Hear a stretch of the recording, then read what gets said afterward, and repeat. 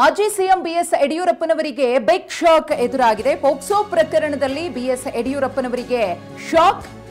Summons ರದ್ದುಪಡಿಸಲು high court ನಿರಾಕರಿಸಿದೆ ಅನ್ನೋ ಮಾಹಿತಿ. ತ್ವರಿತ ನ್ಯಾಯಾಲಯದ ಸಮನ್ಸ್ ಅನ್ನು ರದ್ದುಪಡಿಸಲು ಹೈಕೋರ್ಟ್ ನಿರಾಕರಿಸಿದೆ. ಕಾಗ್ನಿಜೆನ್ಸ್ ಪಡೆದು ಸಮನ್ಸ್ ಅನ್ನು ನೀಡಿತು. ಕ್ರಮ ರದ್ದುಪಡಿಸಲು ಹೈಕೋರ್ಟ್ ಇದೀಗ ಹೇಳಿದೆ. ಅಗತ್ಯವಿಲ್ಲದಿದ್ದಾಗ ಖುದ್ದು ಹಾಜರಿಯಿಂದ ವಿನಾಯಿತಿಯನ್ನ ಪಡೆಯಬಹುದು. ಖುದ್ದು ಹಾಜರಿಯಿಂದ ವಿನಾಯಿತಿಗೆ ಸೂಚನೆಯನ್ನ ಕೊಟ್ಟಿದೆ. ಬಿಎಸ್ ಯಡಿಯೂರಪ್ಪನವರು ಖುದ್ದು ಹಾಜರಾತಿಯಿಂದ ವಿನಾಯಿತಿಯನ್ನ ಪಡ್ಕೊಳ್ಬಹುದು. ಅದಕ್ಕೆ ಅರ್ಜಿಯನ್ನ ಸಲ್ಲಿಸಬಹುದು. ಮನವಿಯನ್ನ ಪರಿಗಣಿಸಲು ತ್ವರಿತ ನ್ಯಾಯಾಲಯಕ್ಕೆ ಹೈಕೋರ್ಟ್ ಸೂಚನೆಯನ್ನ ಕೊಟ್ಟಿದೆ. ಫೆಬ್ರವರಿ 28ರಂದು ತ್ವರಿತ ನ್ಯಾಯಾಲಯ ಸಮನ್ಸ್ ಅನ್ನ ಜಾರಿಗೊಳಿಸಿತ್ತು. ಈಗ ದಿನಾಂಕ ನಿಗದಿಪಡಿಸಿ ಸಮನ್ಸ್ ಅನ್ನ ಜಾರಿಗೊಳಿಸಲಿರುವ ತ್ವರಿತ ನ್ಯಾಯಾಲಯ ನ್ಯಾಯಮೂರ್ತಿ ಎಂಐ ಅರುಣ್ ಅವರಿದ್ದ ಹೈಕೋರ್ಟ್ ಪೀಠ ಆದೇಶವನ್ನ ಕೊಟ್ಟಿದೆ. ಮಾಜಿ ಸಿಎಂ ಬಿಎಸ್ ಯಡಿಯೂರಪ್ಪನವರಿಗೆ ಸಂಬಂಧಪಟ್ಟಂತಹ ಪೋಕ್ಸೋ ಪ್ರಕರಣಕ್ಕೆ ಸಂಬಂಧಿಸಿದಂತೆ ಇದೀಗ ಹೈಕೋರ್ಟ್ ಶಾಕ್ ನೀಡಿದೆ. ಎಸ್, ರಮೇಶ್ ನಮ್ಮ ಜೊತೆಗೆ ಹಾಗೆ ಸಂಪರ್ಕದಲ್ಲಿದ್ದಾರೆ, ಮಾತಾಡೋಣ. ರಮೇಶ್, ಈಗ ಬಿ ಎಸ್ ಯಡಿಯೂರಪ್ಪ ಅವರ ಒಂದು ಕೇಸ್ ಇದು ಕೂಡ ಸಾಕಷ್ಟು ನಿರೀಕ್ಷೆ ಇತ್ತು, ಏನಾಗುತ್ತೆ ಕೋರ್ಟ್ನಲ್ಲಿ ಅನ್ನುವಂಥದ್ರ ಬಗ್ಗೆ. ಈಗ ಬಹುಶಃ ಯಡಿಯೂರಪ್ಪ ಅವರಿಗೆ ಇದೊಂದು ಬಿಗ್ ಶಾಕ್ ಅಂತ ಅನ್ಸುತ್ತೆ. ಇನ್ನು ಮುಂದಿನ ದಿನಗಳಲ್ಲಿ ಈಗ ಸಮನ್ಸ್ ಜಾರಿ ಆಗುತ್ತೆ, ಅವ್ರ ವಿಚಾರಣೆಗೂ ಕೂಡ ಖುದ್ದು ಹಾಜರಾಗಲೇಬೇಕು. ಅಕಸ್ಮಾತ್ ಏನಾದರೂ ಅಗತ್ಯವಿಲ್ಲದಿದ್ದಾಗ ಮಾತ್ರ ವಿನಾಯಿತಿ ಕೇಳಬಹುದು ಅನ್ನುವಂಥದ್ದನ್ನ ಕೋರ್ಟ್ ಸ್ಪಷ್ಟವಾಗಿ ಹೇಳಿದೆ. ಇದೊಂದು ಬಿಗ್ ಶಾಕ್ ಹಾಗಾದ್ರೆ ಯಡಿಯೂರಪ್ಪ ಅವರಿಗೆ. ರಮೇಶ್?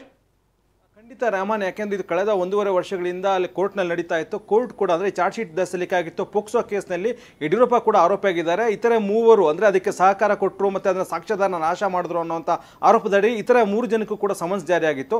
ಇವರೆಲ್ಲರೂ ಕೂಡ ಈ ಸಮನ್ಸ್ ಆದೇಶವನ್ನು ಪ್ರಶ್ನಿಸಿ ಹೈಕೋರ್ಟ್ನಲ್ಲಿ ಅರ್ಜಿಯನ್ನು ಸಲ್ಲಿಸಿದರು. ಆದರೆ ಹೈಕೋರ್ಟ್ ಸಮನ್ಸ್ ಅನ್ನು ರದ್ದುಪಡಿಸೋದಕ್ಕೆ ನಿರಾಕರಿಸಿದೆ. ಹೀಗಾಗಿ ಪೋಕ್ಸೋ ಕೇಸ್ನಲ್ಲಿ ಏನು ದೋಷಾರೋಪ ಪಟ್ಟಿ ಹೊರಡಿಸಲಾಗಿತ್ತು ಅದರಂತೆಯೇ ಈಗ ಏನು ಸಮನ್ಸ್ ಜಾರಿಯಾಗಿದೆ ಅದು ಸೂಕ್ತವಾಗಿದೆ ಅಂತೇಳಿ ಹೈಕೋರ್ಟ್ ಅಭಿಪ್ರಾಯಪಟ್ಟಿದೆ. ಹೀಗಾಗಿ ಯಡಿಯೂರಪ್ಪ ಈಗ ಖುದ್ದಾಗಿ ಸಮನ್ಸ್ ಜಾರಿ ಆದ ನಂತರ ಕೋರ್ಟ್ಗೆ ಹಾಜರಾಗಬೇಕಾಗುತ್ತೆ. ಮತ್ತು ಕೋರ್ಟ್ ಈ ಹಿಂದೆ ಅಂದರೆ ಫೆಬ್ರವರಿ 28ನೇ ತಾರೀಕಿಗೆ ಸಮನ್ಸನ್ನು ಜಾರಿಗೊಳಿಸಿತ್ತು. ಆದರೆ ಆಗ ಕೊಟ್ಟಂಥ ದಿನಾಂಕ ಈಗ ಬದಲಾಗಬೇಕಾಗುತ್ತೆ. ಹೀಗಾಗಿ ಹೊಸದಾಗಿ ತ್ವರಿತಗತಿ ನ್ಯಾಯಾಲಯ ಹೊಸದಾದಂಥ ಒಂದು ದಿನಾಂಕವನ್ನು ನಿಗದಿಪಡಿಸಿ ಸಮನ್ಸನ್ನು ಜಾರಿಗೊಳಿಸಬೇಕಾಗುತ್ತೆ.